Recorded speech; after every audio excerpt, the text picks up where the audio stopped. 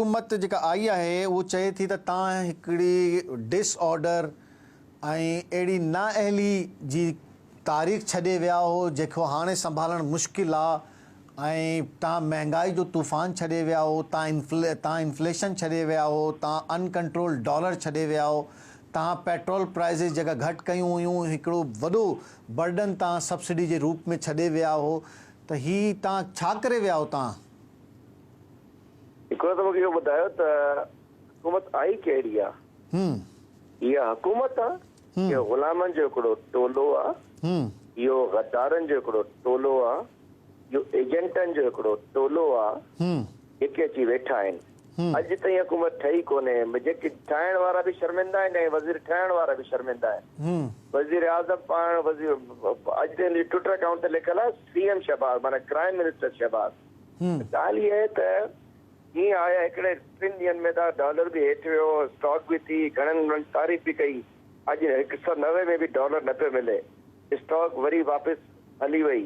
मां पुछण थो चाहियां त इहा अॼु असां जेको सॼी स्टेबल सॼो सिस्टम हले पियो, सॼी ठीकु पई थिए, इकॉनमी ठीकु थी पई वञे, GDP ग्रोथ जॻह ते अची वई, रिज़र्व असांजा मथे हलिया विया, ही चोर दाड़ेलनि अचण सां ही कमु ख़राबु थी वियो आहे। मां सम्झां थो इहो महीननि या ॾींहंनि जी हुकूमत आहे, वधीक कोन्हे। ऐं पाण हिकु ॿिए सां ई विढ़ंदा, इहो माल ते विढ़ंदा, मिनिस्टरनि ते विढ़ंदा। ऐं बिलावल साहब अञा हलफ़ कोन कयो आहे, पहिरियां पंहिंजे आकाउंट सां, पंहिंजे वॾनि सां, पंहिंजे मालिकनि सां पॉलिसी वठणु वियो आहे। मां सम्झां थो त इन हुकूमत खे असां हुकूमत नथा सम्झूं।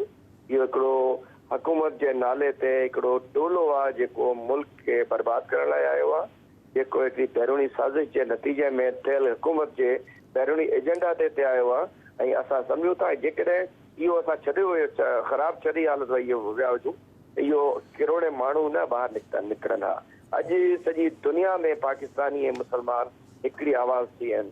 लास्ट नाइट तव्हां ॾिठो त ट्विटर ते जेको रैली थी आहे, छा चवंदा आहिनि, इहा हिस्ट्री, मतिलबु हिस्ट्री न ई वञंदी थी वञे, रिकॉर्ड टुटंदा था वञनि जलसनि में, जुलूसनि में।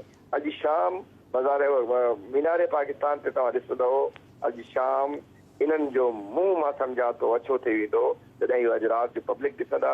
कराची में तव्हां ॾिठो, पिशावर में ॾिठो, तव्हां माण्हुनि जा एहतजाज ॾिसो पिया। मां सम्झां थो त इहा हुकूमत नाले जी का शइ कान्हे, हिकिड़ो चोरनि जो, हिकिड़ो अली बाबा चाली चोरनि जो हिकिड़ो टोलो आहे।